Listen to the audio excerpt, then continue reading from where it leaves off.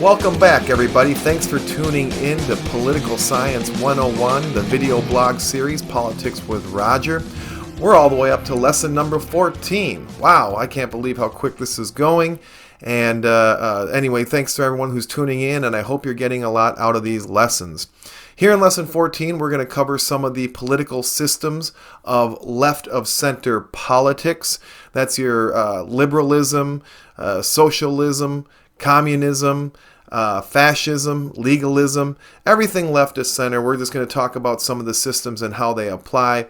I'm not trying to take a really deep dive. I mean, we can, these discussions, people love to debate the definitions of these systems and stuff, and I understand that there's a lot of gray area, especially when in the application of these definitions into specific systems. I don't really want to get into a lot of that.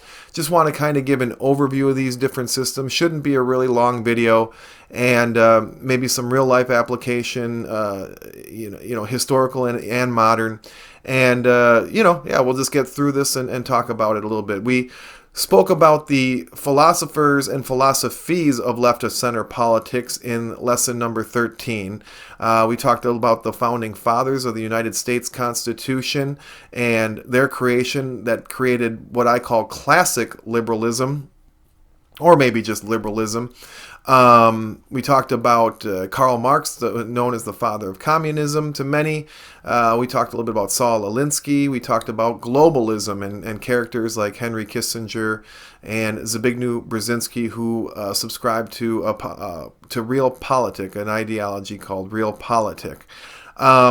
So anyway, just diving right in. So classic liberalism, what defines liberalism in the United States, liberalism, is free and fair elections. It created true capitalism, not laissez-faire capitalism, and we'll have to talk about that a little bit in economic systems. But the trademarks of these are the free and fair elections and the fact that it's the document that centralizes power. All left-of-center politics is defined by the centralization of power. To maybe to a small extent or to a great extent. That's basically the definition of, to me, left-of-center politics, because as we've discussed in a few different videos, the big struggle in political thinking is always about the centralization of power versus the decentralization of power. That's the struggle. There's no two ways about it. We showed you the horizontal representation. We showed you a vertical representation. So liberalism, classic liberalism, does centralize power. It centralizes power into the law. In this case, the United States Constitution and the Bill of Rights is the central document that has all the power, because with free and fair elections, the elected officials, the elected representatives, not the leaders, the elected representatives, they come and they go. So the true power is in the document. And this is what makes the United States a republic, that these specific rights are guaranteed to all citizens in all 50 states. And it's the documents that have that power. So I think that's pretty easy to understand. I mentioned about capitalism, and that has to do with the means of production, which we spoke about in the last class. That's very important. With classic liberalism, you have ownership of private ownership of property, very important in the concept of classic liberalism, and it promises, albeit, and we'll talk about this in just a second, upward mobility for what we call the proletariat, or the 99%, that it's possible for those people to go into the 1%, or again, it promises upward mobility. So moving on to socialism, another system that I think is defined by free and fair elections. Socialism does seek to redistribute more wealth. Now, people can argue about where the line is between a liberal country, a left-of-center liberal country, and a socialist country. 30% tax rate, 40% tax rate, 50% tax rate, 60% tax rate. There is no line in the sand. It's not official. I don't even know if I would have a line in the sand. I mean, I think 20% any personal private tax, income tax, is too much tax. But that's a story for that's a discussion for another time, and it really doesn't matter what I think. We're just talking about definitions here. But that line in the sand isn't really defined. Some people say, hey, if you take 20% of my taxes, that makes a redistribution of wealth in a socialist country. Other people say, nah, 60, 70, 80% of income tax, that's what makes a socialist country. So, hey, we really don't know. But I think it is important and I think part of socialism is free and fair, transparent elections. I think that's very important. Looking at some modern examples, people consider, countries in Western Europe, Denmark, Sweden, some of the most popular examples, socialist countries. I would argue that because those countries don't field their own armies. I would have a hard time really thinking. I think the United States might be the best definition of a socialist country in 2021, because the United States does field its own army. I don't think you can call a country a complete socialist country if it does not field its own military. And people would debate me on that, and I would expect that, and that's fine. But I'm giving you my definition. Again, these definitions are somewhat fluid and not etched in stone. So, another country considered to be a socialist country is Venezuela. I don't know if I would agree with that either. Now, Venezuela did collapse after the death of Hugo Chavez and the overthrow of his replacement, Maduro. But I might even argue, especially in 2021, it's hard to know which countries are even having free and fair elections. I'm not going to chase that rabbit right now, but I don't know if I would classify Venezuela as a pure socialist country either. I might consider it a communist country. But anyway, I digress on that. Just some modern examples. I'd probably, again, the best example of a socialist country in my mind in 2021 is the United States. So now I draw an important line between classic liberalism and socialism with some of the other systems, communism, fascism, and maybe even legalism, and then globalism as well. We talked in lesson 13 about a false consciousness that was coined or created by Karl Marx. And what the false consciousness was, that people were not aware of their so it's not that they weren't aware of their social status, but maybe that they were deceived into believing that they had upward mobility. Karl Marx argued that in a capitalist society, you only think that you have upward mobility, but you don't actually have upward mobility. I would push back against that. I think, the United States of America from 1776 to, I couldn't put an exact date on it, but maybe to the 1960s or maybe even through the 1980s. And some people would even argue to today, although, like I said, I don't know if I would consider the United States a pure capitalist country at this point in time in history. You can't argue with the results from 1776, even through 2021. That this constitutional republic created, and all the freedom that people had with classic liberalism as well. We talked a little bit about the 10th Amendment and the system that we live in and how much freedom we have. I think classical liberalism is great. I would consider myself a classic liberal, but these definitions over time get diluted. But without digressing, the false consciousness, you have a lot of people left of center who don't believe capitalism is an upward mobile system. And Karl Marx argued that when people figure that out, revolution would be inevitable, and the proletariat, or the 99%, would go ahead and seize the means of production. And so I would consider anybody left of that line, anybody who doesn't believe that you're upward mobile in classic liberalism or even socialism, I would consider them a leftist. Or perhaps a Marxist, to use just different terms that are thrown around a lot. I think this is the true definition of a leftist or a Marxist, is someone who does not believe in the upward mobility of classic liberalism or even socialism.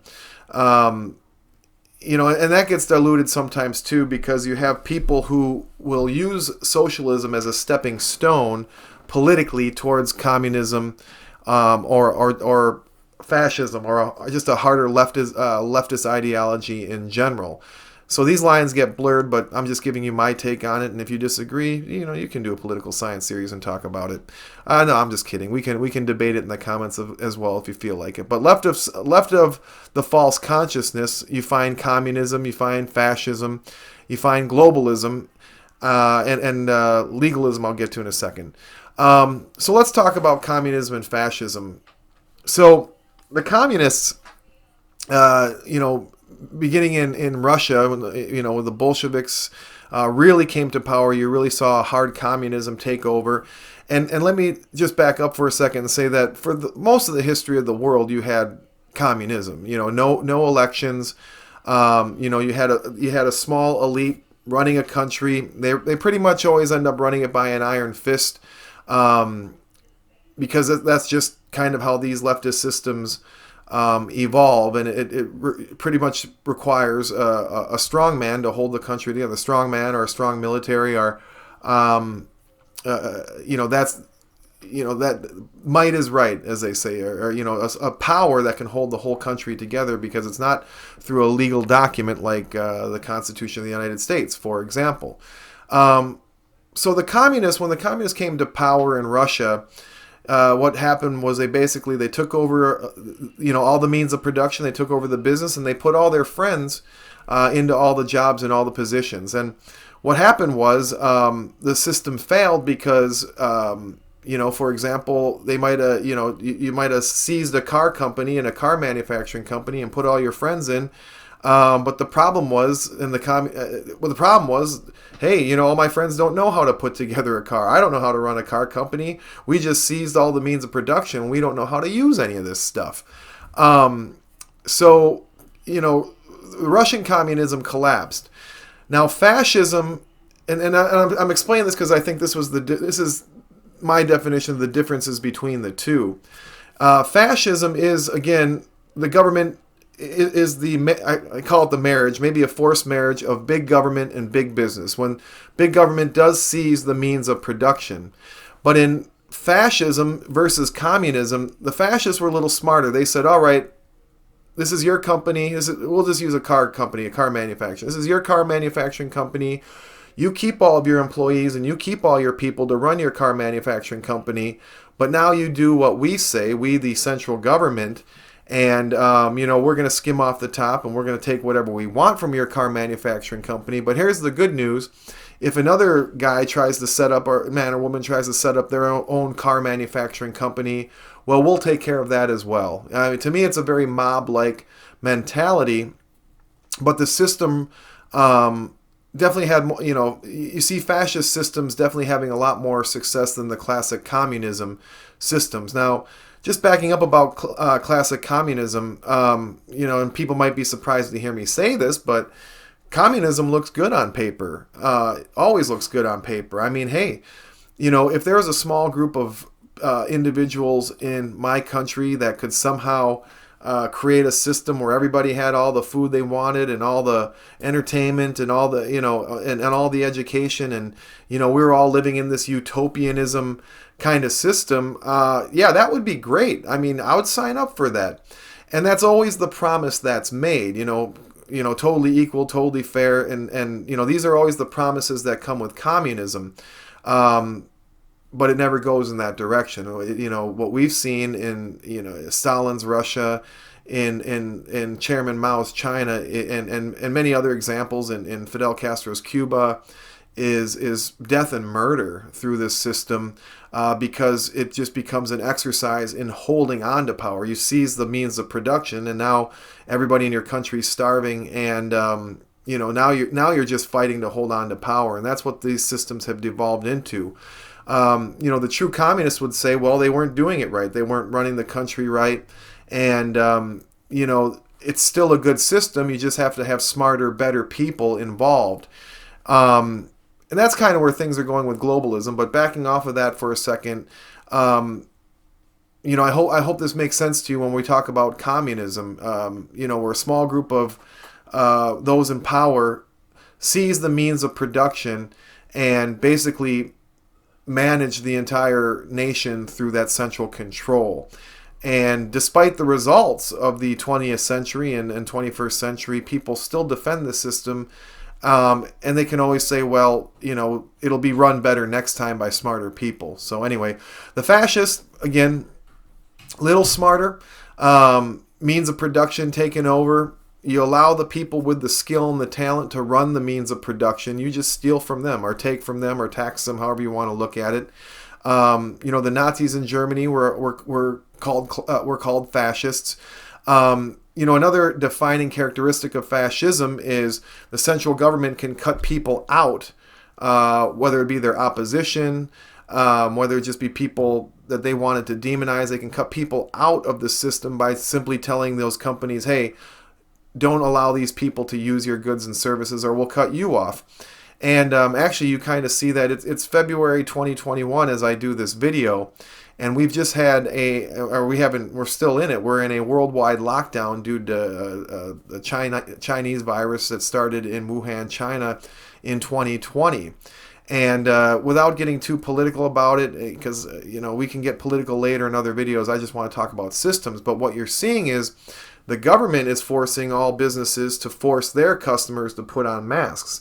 Now, if a business says, hey, we don't want to force our customers to put on masks, the government fines them. Well, that's fascism, guys. I mean, there's no way around that. I mean, that's not a free business. If a free business can't say, well, we don't want to force our customers to wear masks, I mean, it doesn't matter what the excuse is. I mean, the government's making the claim or making the argument, would say that, well, there's a pandemic and we're doing it for your safety. Fine, fair enough. That business is not free. That is specifically what fascism is. And, in February 2021, we're seeing complete control of the means of production in the media sector, what we call big tech, where government is dictating to big tech who can and who is allowed and who's not allowed to use those platforms. Again, that's a fascistic template, by definition. So I hope that makes sense to you guys. Globalism is the consolidation of the means of production into, another fascistic system. We're seeing communism going away because, the real hardcore leftists, those in power that seize the means of production, have kind of figured out that they don't know how to run a car company they don't know how to manufacture planes, and they don't know how to write code. So you really do see communism dying and this corporate fascism, or that's kind of a redundant term, but this corporate fascism emerging as the superpower in the world. It's very difficult to stop. I tell people to use maybe a crude analogy, I hope it's not too crude, but with big government and big business, there's this natural attraction for these institutions to come together. It's almost like, the most popular guy in school and the most popular girl in school. It's like, how do you keep them apart? They always seem to find each other, right?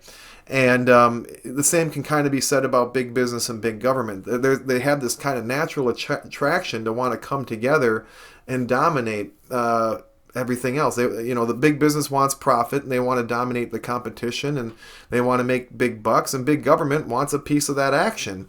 And they can help big business make that happen by eliminating competition and creating regulation that cuts everybody else out of the equation, that pushes them outside the equation. So you really do see fascism emerging as the main operating system in the world today. You even see it in the United States, without fair and free elections, and again, without getting into a long debate about that. With the dilution of the republic, just by an apathetic population, you're seeing the Bill of Rights being chipped away. You see a different system emerging, and that system really is fascism, and that really brings us to globalism today, where all globalism is a continuation of this process where now instead of the leaders of specific countries, you have a loose network around the world seizing the means of production to impose their will. So Yeah, there's not much more to it than that, and I can talk and talk and go on about this for hours, but I think this is really a good place to kind of leave it. Between liberalism, socialism, what makes a leftist, left of center of the false consciousness, a liberal or a socialist would still believe in capitalism, still believe in upward mobility, still would subscribe to free and fair elections. The communists and fascists are more about seizing power by any means necessary. We talked about Saul Alinsky in the previous lesson, and these guys don't believe in free and fair elections, and they were open about it. So that's what makes a communist. That's what makes a fascist. The fascists, I think, were a little smarter than the communists. They seized the means of production, but allow the experts and those who had the skill and talent to continue to run those operating systems. The communists just seized everything and ran them into the ground. And now finally, I'll also just talk about legalism, which is a tyranny that can be created through just excessive laws. And you kind of see that, popping up around the world too. You can just make so many laws that anybody is guilty at any time of laws. That's what I would consider legalism, another type of leftism or tyranny. But yeah, these are some of the systems left of center. Again, we will take deeper dives on a lot of the points that I made. We can debate a lot of these in more detail in later lessons, but I just wanted to keep this kind of as an overview. Classic liberalism, socialism, communism, fascism. Now we have some operating definitions to work with. I hope it helps out. We didn't really touch on libertarianism. That can kind of slide into the left maybe. I think that's very close to classic liberalism anyway. So there you go. Thanks for tuning in, guys. We'll see you in lesson 15.